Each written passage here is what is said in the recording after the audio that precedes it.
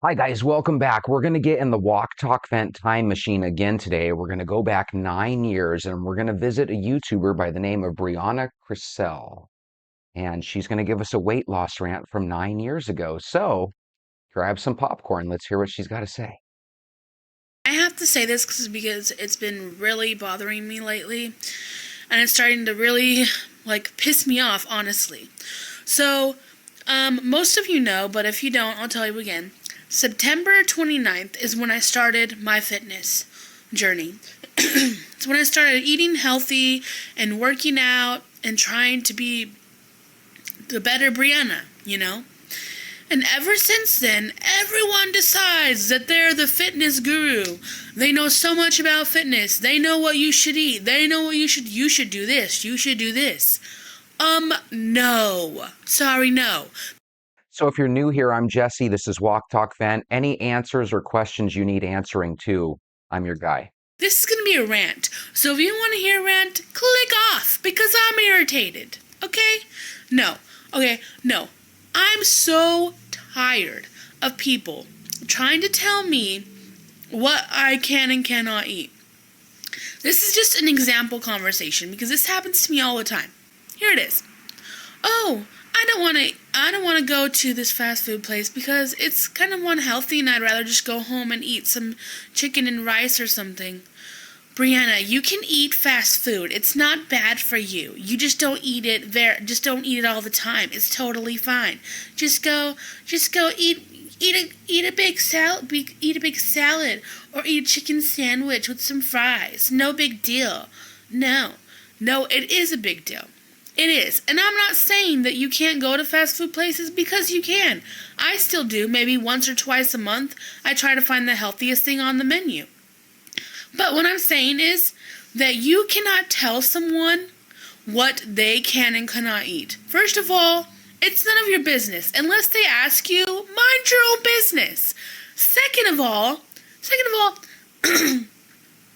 it's completely ridiculous because of the fact that you don't know where they're at on their journey. You don't know. They might be the kind of person that like a week into their journey, they're able to not have any cravings and they can eat something and they'll be totally fine and they won't have any cravings for it. It'll be just peachy. Oh my God, she is great. I love her. She knows how to vent, doesn't she? So sometimes this is what dieting is like, right? You just try to tell people you're on a diet, and before you know it, they've got every diet tip ever, but they never threw them up before before you had mentioned it, right? But here's the thing, if you can do your own little workout, do it by yourself. Don't necessarily tell anybody. That way, if you do quit your diet, it's no big deal. No one noticed, right? And if you are successful, then you can tell them once you're already at the promised land. God, she looks pissed, doesn't she? Just honky-dory. But people like me don't want to eat certain things like fast food only because they were horrible before this journey and would eat fast food twice a day and are still not comfortable with themselves to go eat fast food because they know they will either binge or want to have it again and again and again because the old cravings will come back. And until I and other people, I'm assuming, who have the same problem as I do, are able to get that under their control, they don't want to go eat it because they know it's just going to put them back into the same spot they were before. So before you open your mouth, close your mouth and just think about why they don't want to do it. Don't try to consume and try to assume and tell them that that's fine. Because it's not. If they don't want to eat something, don't tell them to go eat something. It's just shut up. Just shut up. Okay? And like the second part of this rant is freaking, weight loss, okay? Apparently, once you start working out and trying to be fit, everyone thinks they know everything. Like, oh, you try to tell them something that you're excited about or that you're learning, and they try to tell you that it's not correct and that this is the correct thing. How would you know? I mean, really. These are the people that are overweight themselves, are not working out, are not being healthy whatsoever, but yet they continue to try to tell you how to work out and how to do things. If you don't see them trying to change themselves, how are you going to believe what they're saying? Yeah, so she's describing a lot of people, but not me, okay? Get your socks on. We're going to be going on a walk in a while, and you're only eating oatmeal from here on out. A person that has these tools and understands all these things is going to try to do it for themselves. They're not just going to tell others. I'm sorry. Okay?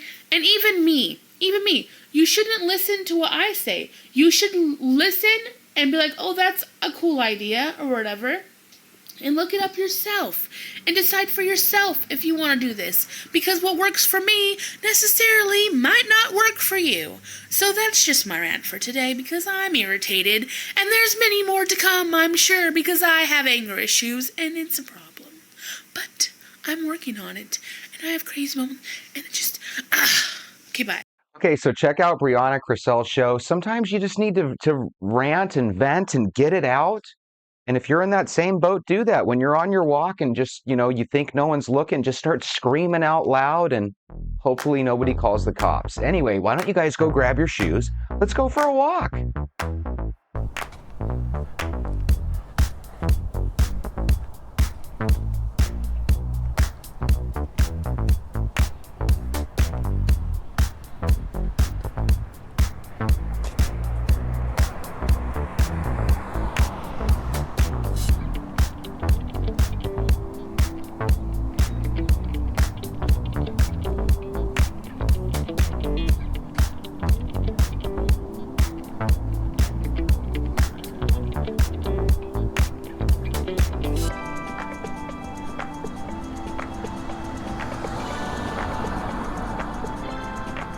What a cute car. Good morning, Venters. I just saw a VW Bug with a bunch of flower stickers on it.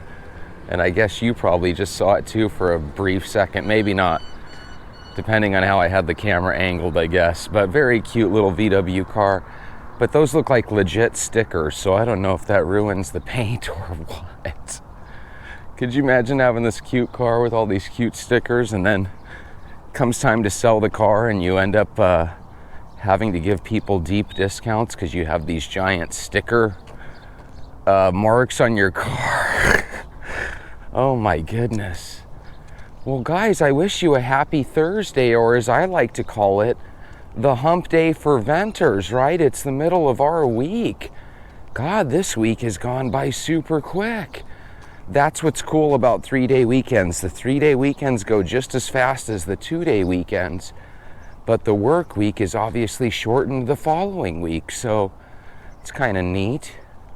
You kind of get the benefit of the 3-day weekend for 2 weeks if you think about it, because it equates to 2 weeks being more fun. Yay!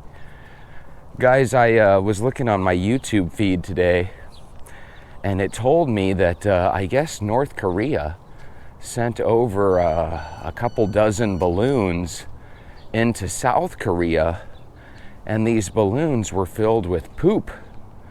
Could you imagine that? Some balloon falls in your backyard and it's filled with North Korean poop, And here's the crazy thing. On face value, it just looks like one country sending in poop to another. But that is so bizarre, right? Could you imagine like Canada doing that to America? Sending over their maple scented poop, or America sending over poop into Mexico, or vice versa. Just seems really unreal. But here's the question that I have for you. Wouldn't it be crazy if that was actually the official start of a war? You find out that these balloons filled with poop, you find out that they have some sort of weird disease attached to them, and before you know it, South Koreans are getting, killed by some weird, unique, novel disease, and all of a sudden, you set off something bigger than just what appears on face value to just be a little prank.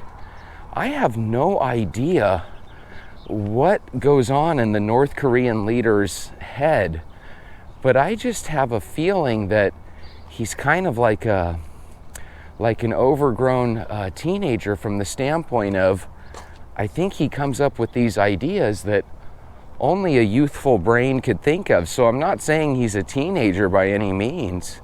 I'm just saying he has the imagination of a teenager, because who the heck would think to send over balloons into another country and fill them up with poop, you know? I think what the South Koreans ought to do is I think they ought to just wait till those winds change direction, and they ought to send twice as many back, you know? The South Koreans probably have much better hospitals so that they can handle illness. Send some of that illness back, or maybe don't do that. Sometimes you got to be bigger than your opponent, right? And just say, I'm not going to do that shit, literally. What do you guys think of that, though? Have you ever had a bad neighbor?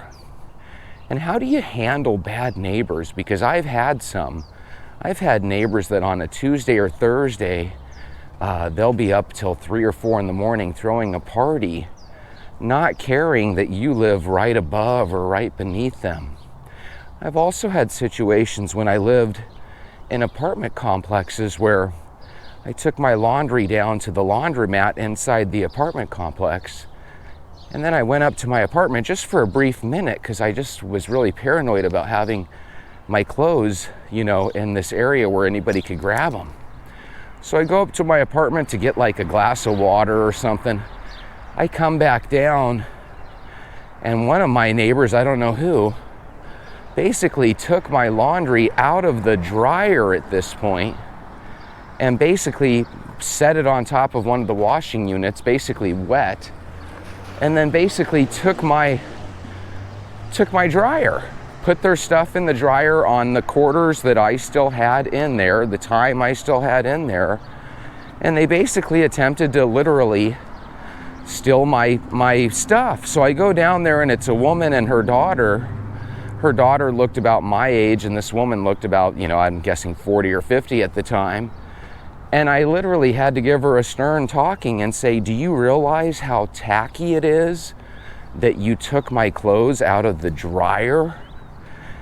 And her exact words to me were, well, we felt them and they were dry. They were sopping wet, not damp, not half dry. They were sopping wet. And I literally took open the dryer, took all of their stuff, threw it on the floor in front of them, put my stuff back in the dryer, and basically just gave them a dirty look the whole time. And to give you an idea of how lame they were, they basically just took their clothes, put them in another dryer, and had to use their own quarters. And back then in the late 90s, because this happened a while ago, back then in the late 90s, I think it was only like 50 cents or 35 cents. It was very inexpensive. And for them to basically steal my money, it just seemed really, really pathetic. Now, Jesse, let's remember, sometimes people are in a real tough position. When you literally try to get ahead in life by screwing others, and I would consider that one of those moments, you're trying to literally take somebody else's quarters, could have been my last quarters, and you're trying to dry your clothes, telling me that your life is more important than mine. Good morning. And I just thought that was really awful. And for a woman in her 40s or 50s to be teaching her daughter in her, late teens or 20s, that, hey, this is normal and this is okay, just seemed really, really tacky. God, I'm still mad at that lady for that. Because what she's shown her daughter is that it's okay in a pinch just to do what you got to do. Which, in a weird way, I agree, right? If you're dying or something, you have to go into a store and steal a burger or steal food or whatever. Sometimes, not all the time, but sometimes I can understand where they're coming from. But I think we can all agree, stealing somebody's dryer and taking their clothes out and, making them basically have to start their laundry process over. Ugh, disgusting. Still mad about it. All right, maybe I'm not mad about it now. It makes for a pretty decent story. So I'm able to tell people, hey, make sure if you go to a public laundromat, you just stay there and babysit your stuff. Otherwise, somebody else might do it for you, you know? So if you have a funny laundromat story, or even better, a funny or bad neighbor story, let me know down in the comments. One time, I had a neighbor who apparently didn't pay their utility bill. So what they did, because I was on the bottom floor and they were on the second floor, is I guess they waited till I just wasn't in my apartment. And they literally took an extension cord into my balcony area or my front little porch area and stuck it in the outlet, which wouldn't have been a big deal if we had free utilities. But I had to pay utilities. So here I am basically telling a neighbor, do you know how wrong that is? And then their response was, Jesse, I had a date coming over. I had to use your utilities. And those were the magic words. I was like, okay, that's understandable. They were basically using my electricity to plug in their TV so they had something to watch. But still tacky as hell, don't you think? Absolutely tacky as hell. I think the reason it's tacky and bothersome to me is because I, like many of you, try to go through my life without bothering and bugging people. Here's that car. Really cute little VW with a bunch of flower stickers on it. But I try to go through my life without bugging and bothering people. So when people naturally thieve, steal, do something irritating to their neighbors, it bothers me because I'm that neighbor that doesn't do that stuff to others, you know? And don't get me wrong, I'm sure if you lived in an apartment near me in the past, you might have heard my TV at 11 or 12 at night. But a lot of times that's because neighbors can be real touchy. If they hear anything, they're ready to complain, you know? So I'm not saying that I've never had a complaint against me. But even when I had complaints against me, they were kind of exaggerated. I didn't have my TV on that loud. Because I'm not one of these guys that needs it on full blast, you know? A lot of times I just have a TV on, you know, while I'm doing stuff in the house, so I have it on as background noise. I'm sure you guys have done that as well.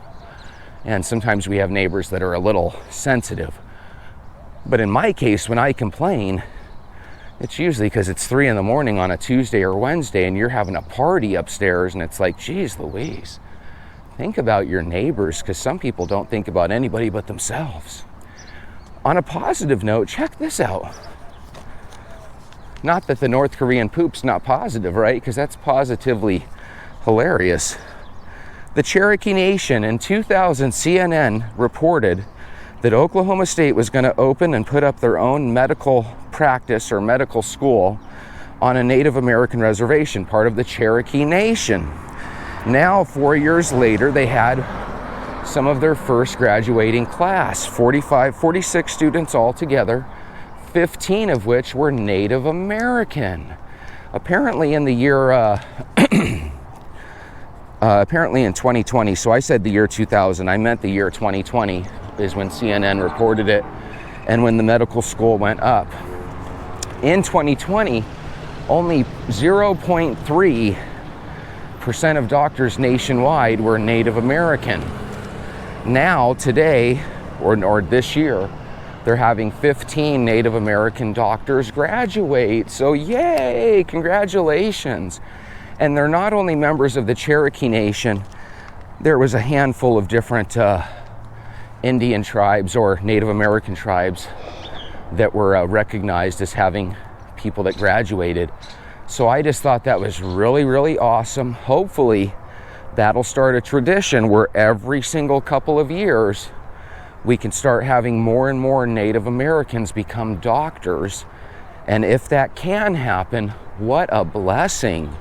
We need all the good doctors we can get, and I have a feeling that we're going to end up finding out these Native American doctors are top notch. And I hope and pray and believe that we're going to get even, sorry if that messed up the audio, we're going to get even more doctors like this. Yay! You know, some people are against doctors nowadays and against experts. But man, I've always had pretty good relationships with all my doctors, and I hope you do too. When you have somebody out there, who wants to make sure that you're in the best of health, wants to make sure you have access to the latest and greatest when it comes to medical technologies and medical knowledge. And, a lot of times that's where our family doctor comes in. A lot of people in America have a percentage of our blood is Native American. It's not all of us, but a lot of us do have a little Native American blood, myself included.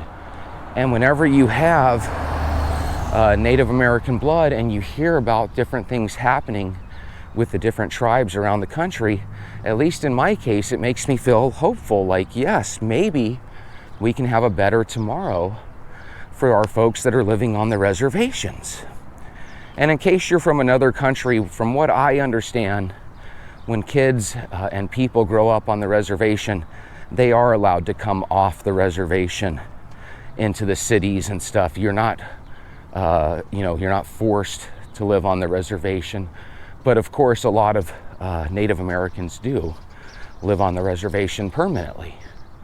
And for them to have their own growing number of doctors, super duper important for them, A lot of times we'll have doctors and nurses go up and, take care of Native American citizens and stuff when it comes to medical needs, which is a beautiful thing as well. Not everything is negative and horrible in this country, just like not everything is negative and horrible wherever you might be living, right? Sometimes there's some legit positive stories. We just don't hear about those things on the news. So I guess that's one thing cool about our little walks together. It gives me a chance to read the Good News Network stories, kind of hear about things that are happening that are positive in our life, because maybe that's the problem with the last 15 or 20 years, guys. Maybe we have just been bombarded with negative story after negative story.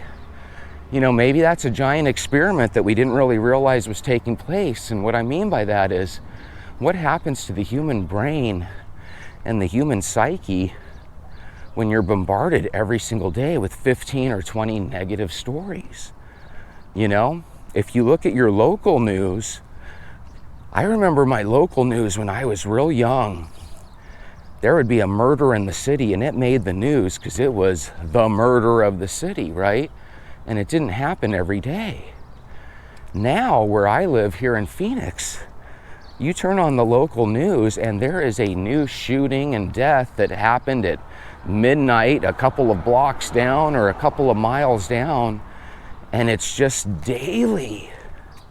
Multiple shootings, multiple situations where police go out to domestic violence situations, right? And they end up getting shot. And it's just like, holy moly, I feel like nobody is growing up with a set of morals and standards and rules. And that, once again, is just a byproduct of having a lot of families where the boys are growing up without a father figure. Even though growing up my dad was never around, and I mean never, I still had my buddies who had their dads.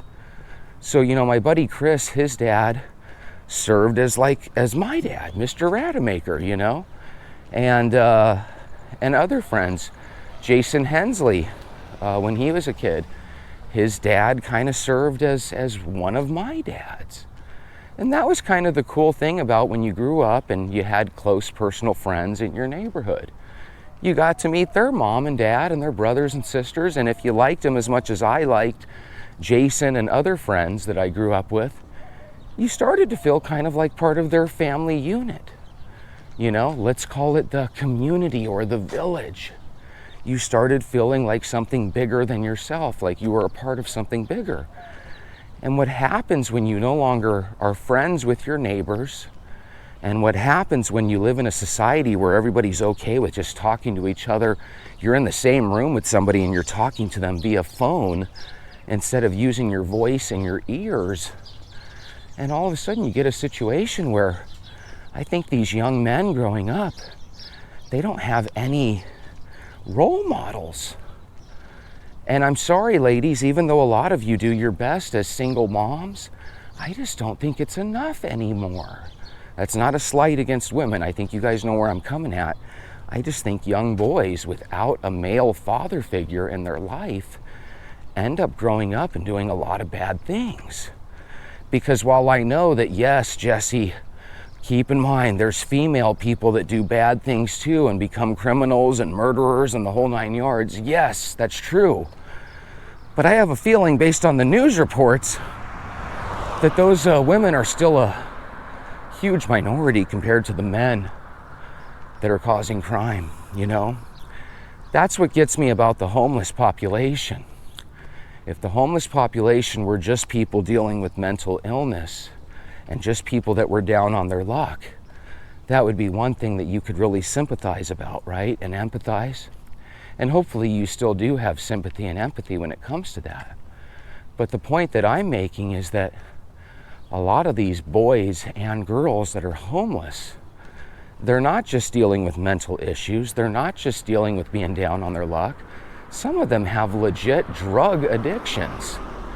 And when your job consists of walking up and down alleyways and just endlessly walking like a nomad 24/7, you're eventually going to look into someone's backyard and see something you want.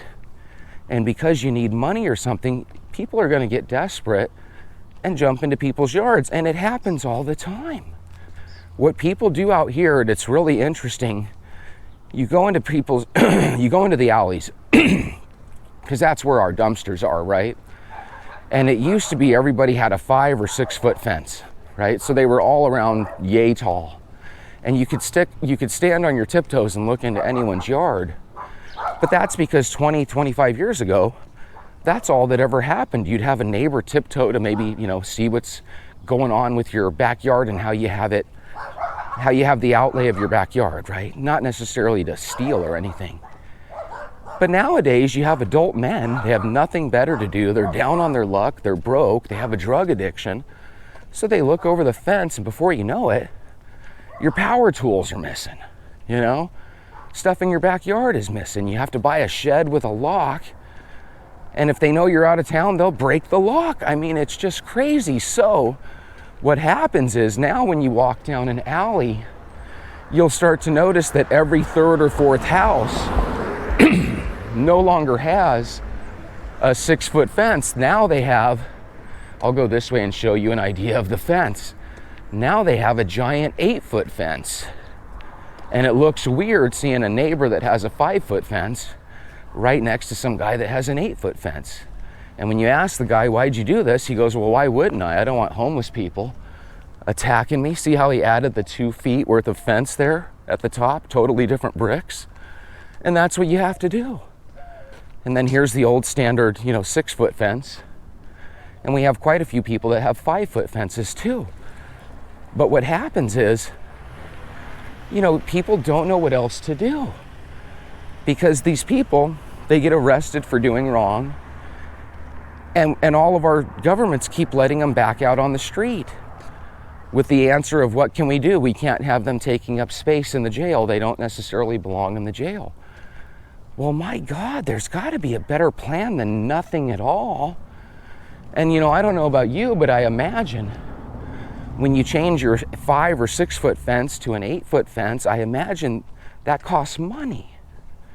So I guess it's okay if good people that are minding their own business just have to go out of pocket for a couple grand so that they can, create a different fence around their house because they deserve to be able to live in their house and not have to worry about people jumping in their backyard.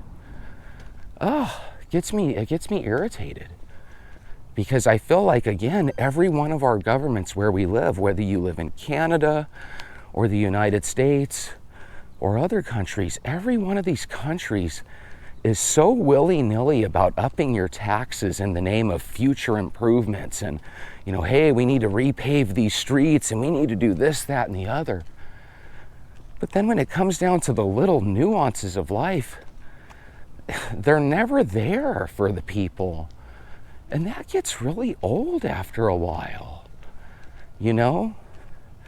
We are paying these prices that are just higher than ever for everything. And then we let the citizens know that, hey, if you're under attack by drug addicts that are, jumping into your backyard and breaking your car windows so that they can get the change out of your console in your car, and there's nothing you can do about it. We're not going to do anything. Quit calling the cops for those things.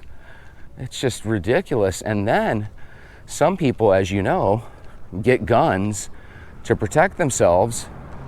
And I'm sure you guys have heard every year there's a couple of people that end up shooting a burglar, and then they end up going to jail for defending their property. Oh my God. This is not the America I grew up with. It's so backwards and crazy. And there's so many people that are okay with it. And that's what just really kills me. How is this okay if it gets to the point where the country is horrible? Because the problems that we have now, if we don't take steps to solve them, they're just going to get worse. It reminds me of one of my favorite movies, Back to the Future. If you remember in Back to the Future, Marty takes a trip to the future of Hill Valley where he lives. And all of a sudden it's run down with crime. And all of a sudden it's just not the same neighborhood. Well, if you ever take a trip for fun back to the neighborhood you grew up in, which, oh, by the way, this is the neighborhood that Jesse grew up in, it's really sad to see the transformation. You still have pockets of people that have been here since I was a kid. And you still have people that really have a successful life, like they do nice things to their home, they buy a motor vehicle, they put up RV gates. You still have those things. We're gonna walk by one of those homes now. But just to know that we have other neighbors where it's just junkies living out in the street. So, right here is a house where, I don't know if you can see, but this person's got their own RV and their own canopy here. These are things that cost money that people are proud of. Could you imagine if you came home one day and you found out somebody hopped the fence and all they did was just destroy your property? God, that's enough to make you want to explode. We're going to walk by a home, and it's going to be on this side over here. And there's literally junkies that just do drugs in the front yard of this house constantly. And it's horrible.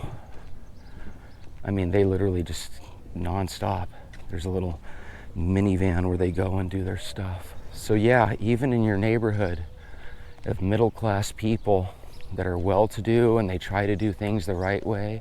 Not that this is a middle-class, well-to-do neighborhood. At this point, it's probably a lower middle-class neighborhood.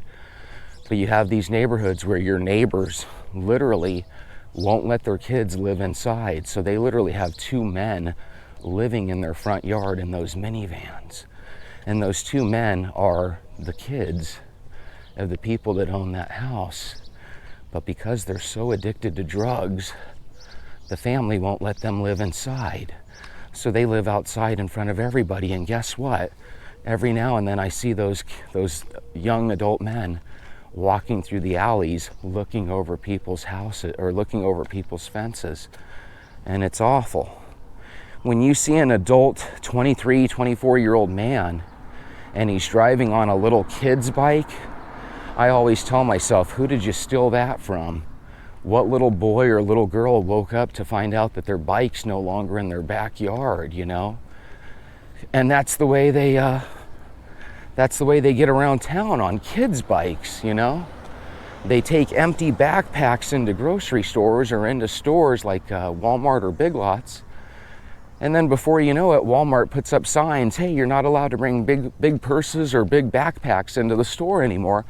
Not that anybody would want to, but what you do is you make it where students can't go into stores with their backpacks because the homeless people keep filling up their backpacks with products and going on shopping sprees for free. It gets me frustrated.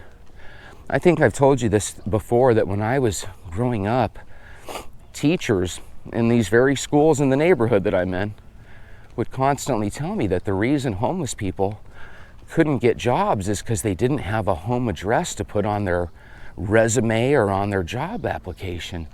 And I always thought that sounded iffy and weird. And then in 2020, when the pandemic hit, every single place had a help wanted sign. Every single fast food joint was hiring and willing to pay 16, 17, 18 bucks an hour, not in 2024, back in 2019 and 2020. And you had literally a group of homeless people that would just walk up and down the street ignoring the help wanted signs.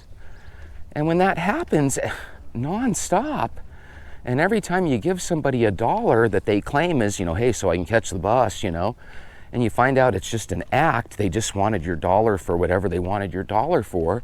And by the way, if you give a homeless guy a dollar, know that they're probably going to use it for beer or something, and I'm okay with that.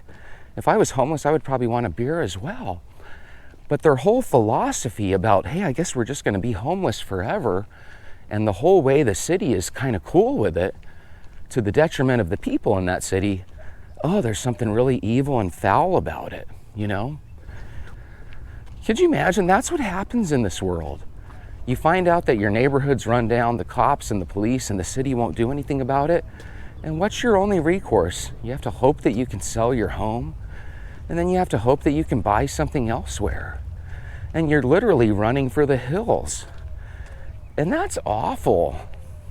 And that's going to happen to each and every one of us one of these days, because the bad neighborhoods keep expanding and the good neighborhoods keep getting trashed by people that don't care. And by the way, I've told you stories about how people on fentanyl, they'll be literally like asleep and they'll be like this, like hunched over with their head down to their feet. I've seen that happen at that yard where we walked by. Just constantly. Could you imagine being that next door neighbor to those people? Knowing that when you lay your head down to go to sleep at 1 or 2 in the morning, or I don't go to sleep that late, let's say you go to bed at 10:30, 11, midnight, and all of a sudden at 2, 3 in the morning, you hear noise because they're out there doing their drugs and stuff. That is awful. You should not be forced to live next to that. And we have all these for-profit jails. You should not be able to erect a for-profit jail if you're not willing to house people that are doing horrible things.